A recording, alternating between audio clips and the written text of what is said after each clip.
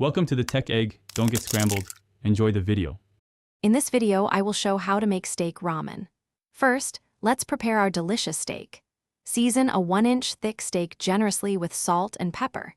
Heat a pan with 1 tablespoon of oil until shimmering, then sear the steak for 2 to 3 minutes per side for a perfect medium rare. Remember to let it rest for 5 minutes before slicing it thinly against the grain. This ensures a tender bite in every spoonful. Next, we'll create a rich and flavorful broth that forms the heart of our ramen. In a saucepan, heat 4 cups of your preferred chicken or beef broth. Stir in 2 tablespoons of soy sauce and 1 tablespoon of mirin for depth. Don't forget to add 1 teaspoon of grated ginger and 1 clove of minced garlic for an aromatic kick. Let it simmer gently to meld all those wonderful flavors. Now, let's get those noodles ready and prepare our delightful toppings. Cook 2 servings of ramen noodles exactly as directed on the package for optimal texture.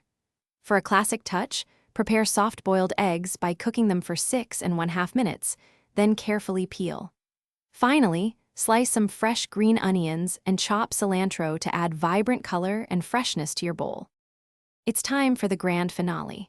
Assembling your incredible steak ramen, divide the perfectly cooked ramen noodles evenly into 2 large bowls.